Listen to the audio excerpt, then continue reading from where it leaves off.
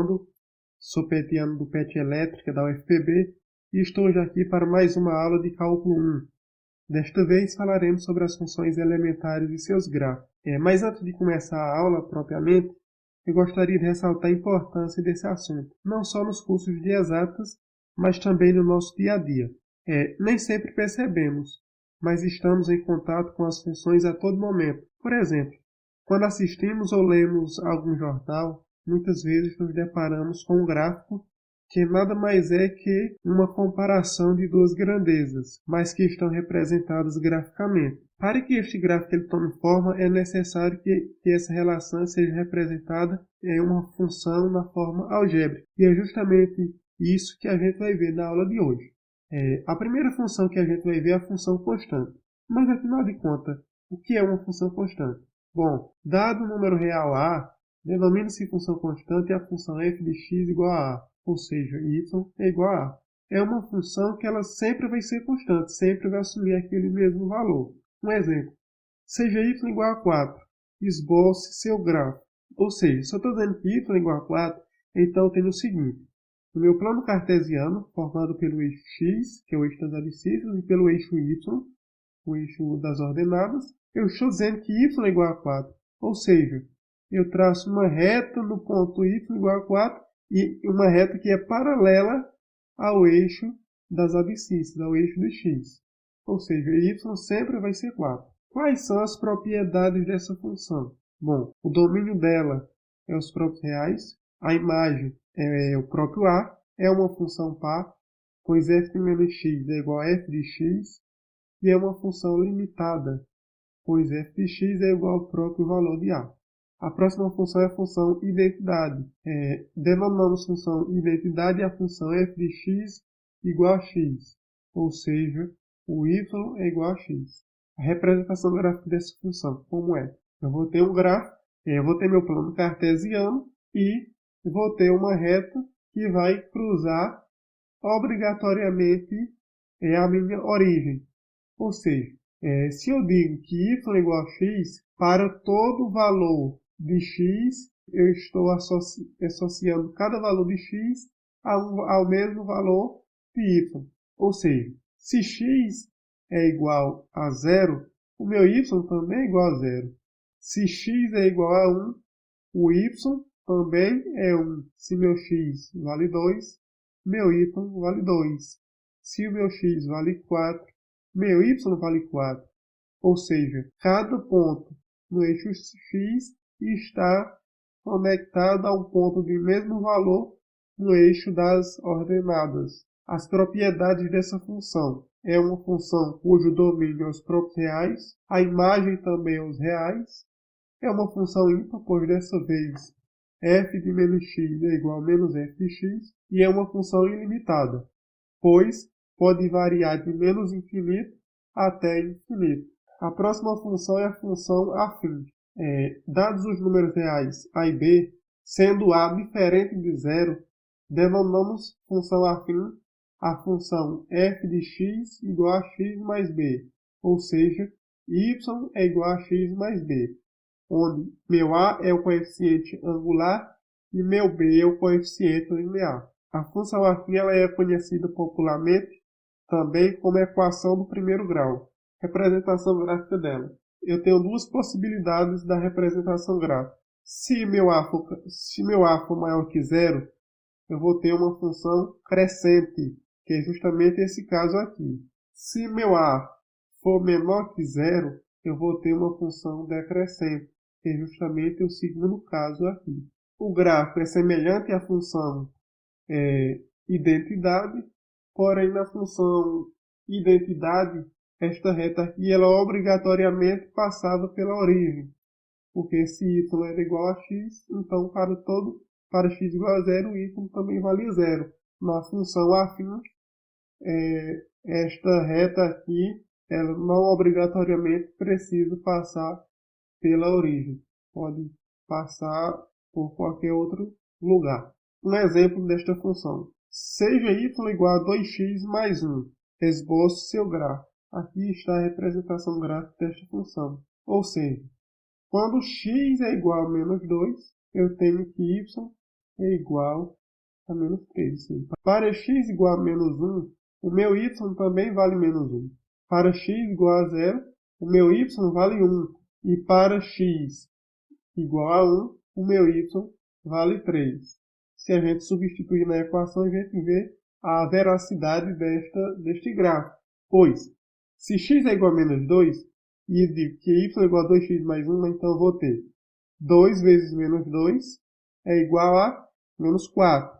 Menos 4 mais 1 igual a menos 3. Se x é igual a menos 1, então eu vou ter 2 vezes menos 1 dá menos 2. Menos 2 mais 1 é igual a menos 1. Se x igual a 0, eu vou ter 2 vezes 0 dá 0, mais 1 dá 1. Se x igual a 1, eu vou ter que y vai ser igual a 2 vezes 1, 2, mais 1, 3. A próxima função é a função módulo. Denominamos função módulo a função f de x igual ao módulo de x, ou seja, y é igual ao módulo de x. É uma função que o gráfico dela no primeiro quadrante é refletida no segundo quadrante.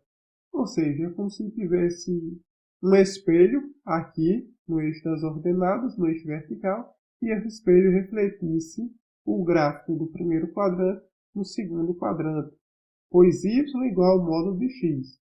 Ou seja, se eu tenho que x vale menos 2, aí então y é igual ao módulo de menos 2. Quem é o módulo de menos 2? É o próprio 2.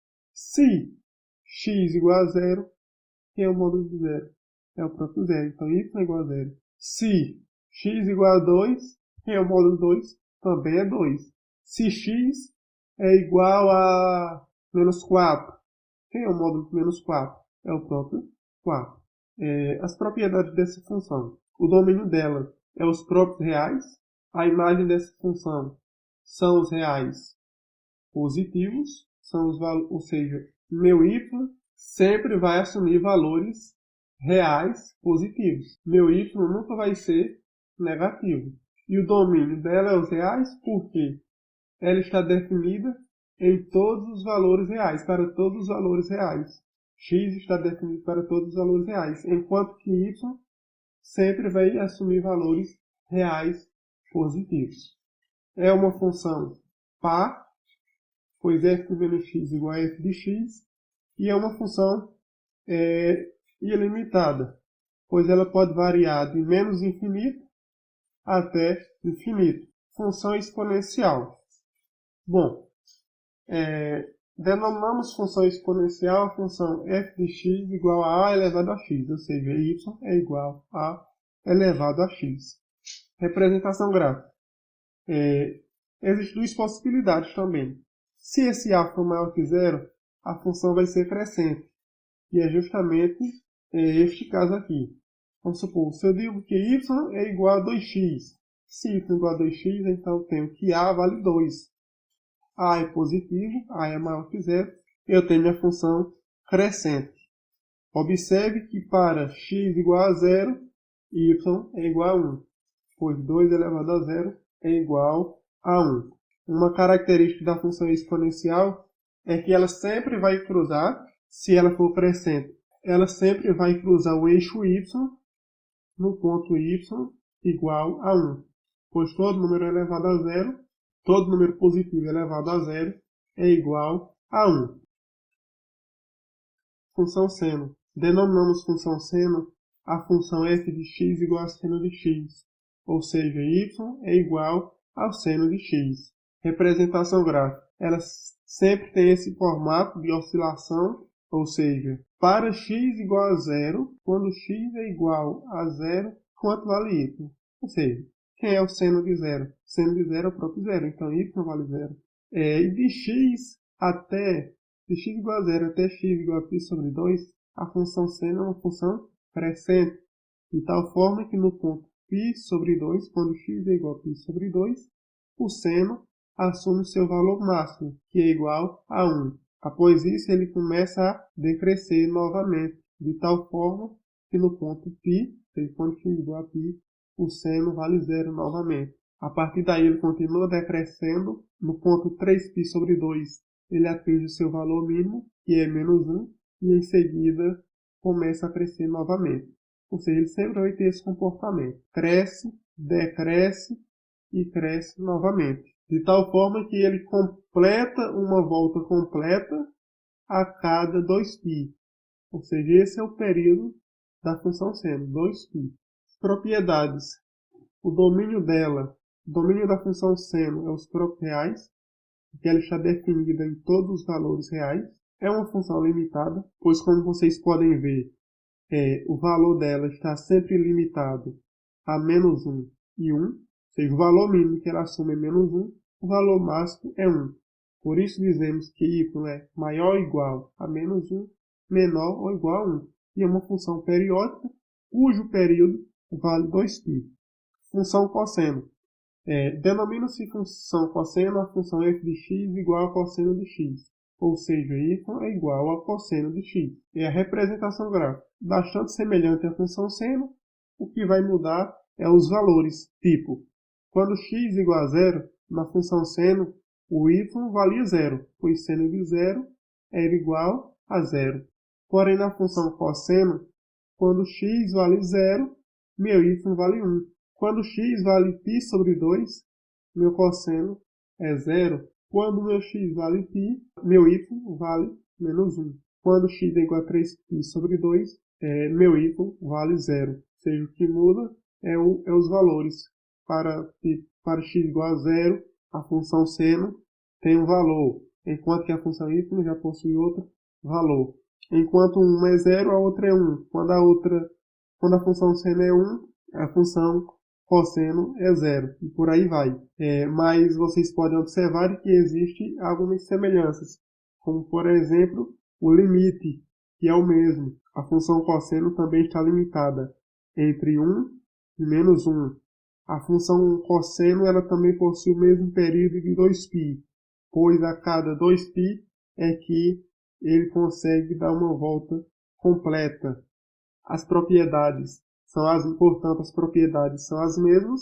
O domínio é os reais, é uma função limitada, y maior ou igual a -1 e menor ou igual a 1, e é uma função periódica com t igual a 2π. Por último, a gente vai ver a função quadrática. Dados os números reais a, b e c, sendo a diferente de 0, denomina-se função quadrática a função f de x igual a ax² mais bx mais c. Ou seja, y é igual a x² mais bx mais c. Representação gráfica. Eu posso ter duas condições. Eu posso ter que do meu A ser maior que 0, neste caso eu vou ter a concavidade da parábola voltada para cima, e eu posso ter que meu A seja negativo, seja menor que 0, e nesse caso eu vou ter a concavidade da parábola voltada para baixo. Esse valor de C, é importante que esse A seja diferente de 0, porque se ele for igual a 0, então esse termo aqui ia se cancelar, e eu ia ficar com y igual a bx mais c, que é o caso da função afim, né? Eu ia ficar com a função afim. Por isso que esse a tem que ser obrigatoriamente diferente de 0, para que eu tenha uma função quadrática, conhecida popularmente como função do segundo grau. Esse valor de c aqui, ele vai dizer qual é o ponto y cortado pela parábola, qual é o ponto y que vai ser cortado pela parábola. E as raízes desta minha função vão dizer quais são os pontos x cortados pela parábola. E o valor de A, ele diz se a concavidade é para cima ou se a concavidade é para baixo. Um exemplo, seja a função y é igual a x² mais x menos 2. Calcule suas raízes e esboce o gráfico. Neste caso aqui, a primeira coisa que eu tenho que fazer é colher os coeficientes. Ou seja, meu A é igual a 1. Meu A, por quê? A é o termo que antecede o x ao quadrado. Ou seja, é como se eu tivesse 1 aqui. Então, meu A vale 1. Meu B também vale 1. Por quê? B é o termo que está antecedendo x, que é 1. Aqui é como se tivesse 1. E meu C é igual a menos 2. É este termo independente. Feito isso, eu vou calcular as minhas raízes. Eu vou utilizar a fórmula de Bhaskara, onde diz que delta é igual a b ao quadrado menos 4ac. Então, delta é igual, quem é b? B é 1, 1 ao quadrado menos 4 vezes a. Quem é a? 1 vezes c, que é menos 2. 1 ao quadrado dá 1, menos 4 vezes menos 2 dá 8, mais 8 igual a 9. Então, tendo que delta vale 9. Vou calcular as raízes. X é igual a menos b mais ou menos raiz quadrada de delta dividido por 2a. x1, que é a primeira raiz, vai ser menos b, que é menos b. Menos 1, mais raiz de delta, que é raiz de delta? É raiz de 9, que vale 3, dividido por 2a. 2a é 2 vezes 1, que é 2. Então, menos 1 mais 3 dá igual a 2, dividido por 2 igual a 1. x2, que é a minha segunda raiz, vai ser menos 1 menos 3 dividido por 2.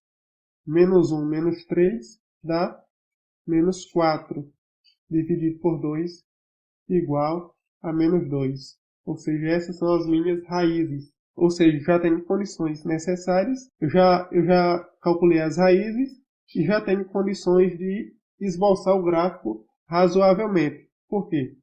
Eu já sei que meu A é igual a 1, ou seja, meu A é maior que 0. Então, eu sei que esta parábola terá concavidade para cima, pois o A é positivo. Eu sei qual é o ponto Y cortado pela parábola, que é o valor de C, e eu tenho minhas raízes, ou seja, eu sei quais são os pontos X cortados pela parábola. A representação gráfica vai ficar mais ou menos assim. É uma função cuja concavidade é voltada para cima, justamente porque o A é positivo. Ela corta o eixo X, cruza o eixo X em suas raízes, ou seja, no ponto 1, quando x igual a 1 e quando x igual a menos 2. E corta, cruza o eixo do y no ponto menos 2, que é o valor de C. Bom, pessoal, chegamos ao final de mais uma aula. Meu muito obrigado. Eventuais dúvidas que vocês tiverem, podem deixar aí nos comentários ou então nos contactar por e-mail pet.electrica@ca.fpb.br. Se gostaram do vídeo, deixem seu like e para acompanhar todas as novidades do PET, do nosso grupo, é só nos seguir no Instagram, @PetElétrica. No mais, meu muito obrigado e até a próxima aula. Valeu!